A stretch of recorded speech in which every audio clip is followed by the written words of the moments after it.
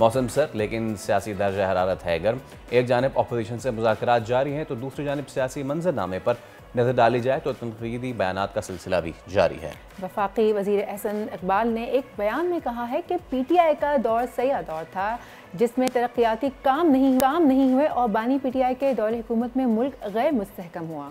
दूसरी तरफ लीगी रहनुमा राना मशहूद ने भी कल एक बयान में कहा है कि PTI ने मुल्क को नाकाबिल तलाफी नुकसान पहुँचाया, मज़मूम प्रोपेगेंडा 5th जनरेशन वॉर का हिस्सा है और इस वक्त बैरूनी लॉबी के तहत PTI को चलाया जा रहा है। सवाल ये पैदा होता है कि हुकूमत मुल्क के खिलाफ इस प्रोपेगेंडे का मामला कैसे कर रही है और इससे कैसे निपटा जा सकता है। इसी वाले से बात करने के लिए हमारे साथ मौजूद हैं नून लीग के सीनियर रहनुमा शेख रुहेल असगर साहब। शेख साहब अस्सलाम वालेकुम, a very good morning to you. शेख साहब, हम देख रहे हैं कि अगेन सियासी पारा जो है वो नीचे जाने का नाम नहीं ले रहा है।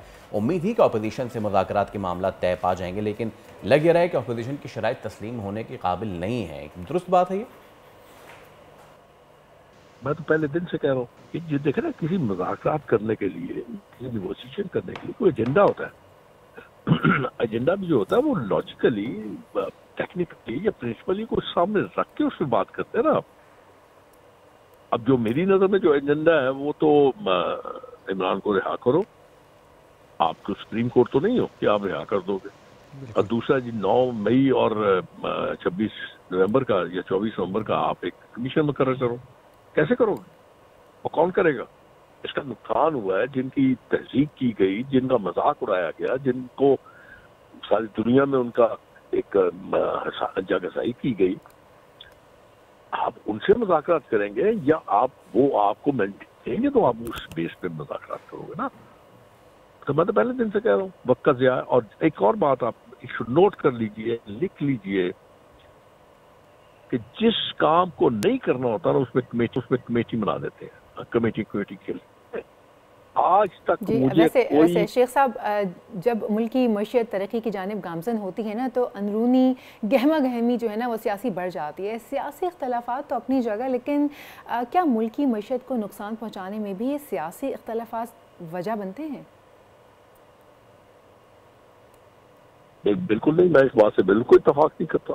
मैं कतई तौर पर इत्तेफाक नहीं करता। आपके अंदर अगर स्किल है, आपके एबिलिटी है, तो आपको मैंडेट मिला है पाकिस्तान और पाकिस्तान के अवाम की खिदमत करने का, तो आप जुटे रहिए, उसमें करते रहिए। मैं देखे ऑपोजिशन ने तो आपके तवज्जो जो है वो हटानी है। अब आपके अंदर ये होना चाहिए, आप में इतनी काबिलियत होनी चाहिए कि आप उनकी जो है प्रोपेगेंडा या उनकी ये जो स्कीम है उसको आप फ्लॉप करें। आप भी जवाब में शुरू हो जाते हैं। मतलब आप जिसको देखें वो जो जवाब दे रहा है, जवाब बनता है नहीं बनता, लेकिन देना जरूरी है। मत दीजिए जवाब, खामोश रहिए। आप एक काम कीजिए, सर नीचे रख के। बड़ी अर्सा पहले मैंने नवाज शरीफ साहब को ये कहा था, उनके हेड डाउन और लोगों की खिदमत कीजिए। बस आप बोलने दीजिए उनको, उनका तो फर्ज बनता है, उनका हक बनता है अपोजिशन का कि वो बोलते हैं। जरूरी नहीं कि आपने हर बात का जवाब देना है। अच्छा, वैसे शेख साहब, क्या आप समझते हैं कि पाकिस्तानी सियासत में कहीं ना कहीं बैरूनी मुदाखलत जारी है, या आप इस तासुर को अक्सर रद्द करेंगे? जब आप अपने रास्ते से हट जाते हैं, जब आप अपना मौक़िफ़ सही तरह बयान नहीं कर सकते, जब आपके कदमों में इतनी ताकत नहीं रहती, जब आवाम आपके पीछे से हट जाते हैं, ठीक है, बाहर की बैरूनी ताकतें जो है आप पे स्ट्राइक करती हैं। आप खुद मौका फराहम करते हैं ना, आप कदम फराहम कीजिए, आप काम कीजिए, आप अपने लल्ले तल्ले जो है, जो आपकी याशियां, उनको खत्म कीजिए। अब देखिए ना, मैं आपको एक गुजारिश करूँ, मैं एक रोड मार्क हूँ अपने लोगों के लिए, और अगर मैं ही यश में पड़ा रहूंगा तो वो ऑब्वियसली उनमें फ्रस्ट्रेशन आएगी, और फ्रस्ट्रेशन जो होती है वो आपको तबाह बर्बाद करके रख देती है। तो इसलिए मैं तो पहले दिन से ये बात कह रहा हूँ और कहता रहूंगा, मर्जी माने ना माने, मैं तो अपना फर्ज अदा करता रहूंगा।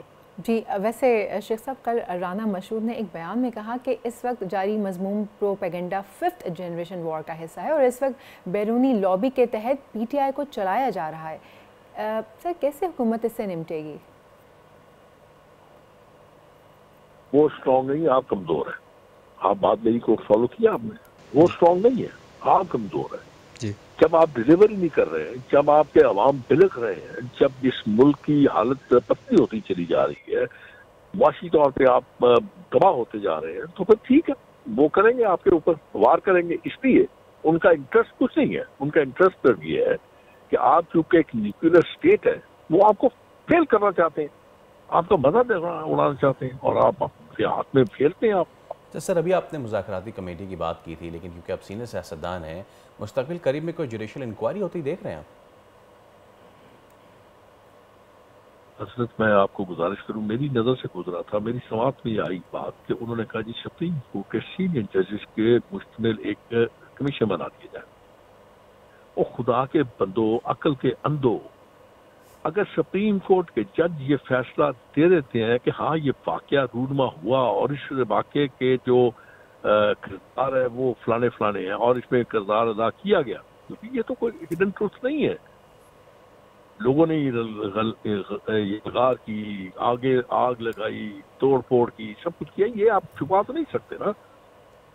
تو اگر وہ یہ فیصلہ دیتے ہیں تو پھر آپ کہاں جائیں گے، کس کے پاس جائیں گے داد رسی کے لیے؟ اگر سپریم کورٹ کے جج یہ فیصلہ دیتے ہیں تو کیا ہائی کورٹ آپ کی بات سنے گا؟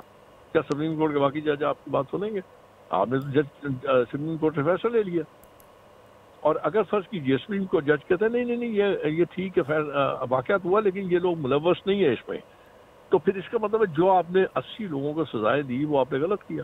پتہ نہیں، میری سمجھ سے باہر ہے. میرا اپنا اب میرا خیال میں شاید میری باتوں کو نہیں سمجھتا یا میں لوگوں کو نہیں سمجھا سکتا. میرے خیال میں دونوں میں ایک چیز تو ہے. ٹھیک ہے، بہت شکریہ شیخ روہیل اصغر صاحب.